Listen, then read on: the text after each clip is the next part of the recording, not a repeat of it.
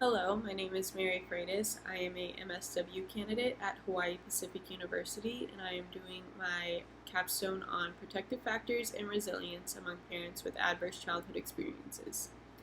The CDC defines adverse childhood experiences as potentially traumatic events that occur in childhood or aspects of the child's environment that can undermine their sense of safety, stability, and bonding. There are 10 types of ACEs categorized as abuse, neglect, or household dysfunction.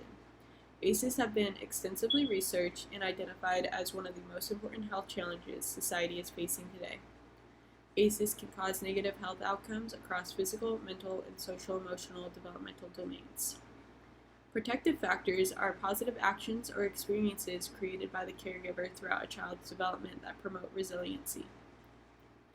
Previous research indicates that protective factors can decrease an individual's likelihood of ACEs. Protective factors can occur at the individual, family, and community level.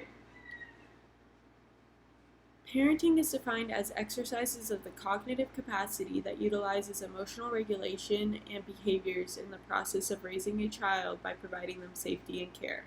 Parents who have experienced ACEs are more likely to participate in unfavorable parenting practices that can span from abusive actions to being unresponsive to a child's physical and emotional needs. The methodology for this study. We utilize convenience sampling and snowball sampling as data was collected through the social media posts on personal Facebook accounts and in various parenting groups on Facebook.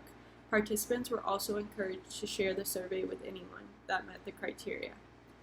The original Adverse Childhood Experience questionnaire from the original ACEs study was utilized for the subscale, and the scale of protective factors, or the SBF 24, was utilized for the resiliency among to measure resilience among adults. The scale was chosen because it calculates resilience across multiple domains through both cognitive individual protective factors and social interpersonal protective factors. The positive parenting subscale measures on a 5-point range and was utilized to measure positive parenting. A higher score indicated a greater sense of positive parenting. My research question was, do ACEs and protective factors have an effect on positive parenting? I utilized a multiple regressional analysis, and my research design is in the top right corner.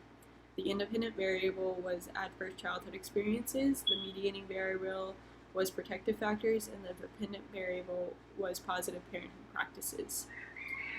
The sample included 33 participants. 31 of these participants were female and 2 reported being male. 51%, or 17 of the participants, reported being Caucasian. The majority of the participants were employed, and all participants had completed some form of higher education. 24 participants reported having between 2 to 3 children under the age of 18 living in the home.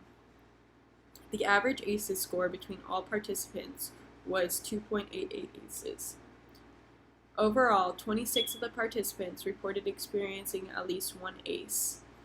In the bottom left-hand corner, there is a breakdown of the type of ACE reported by participant. Most reported ACEs included having divorced parents or experiencing some form of emotional abuse. The multiple regression analysis found no statistical significance between the measures. The groups were split into 2 groups to determine if high ACE scores changed the outcome of the statistical analysis.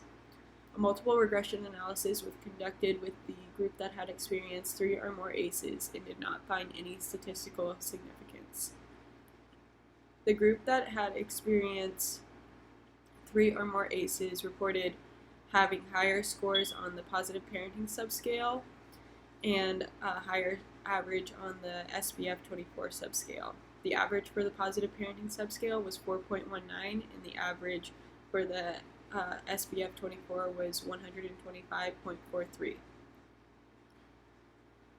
Limitations and implications for this study.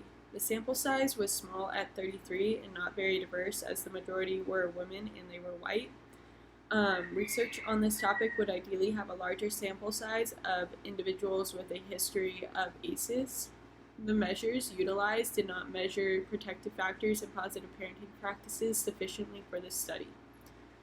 The positive parenting practices subscale was a self-rating, and parents were asked to dictate how often they engage in positive parenting.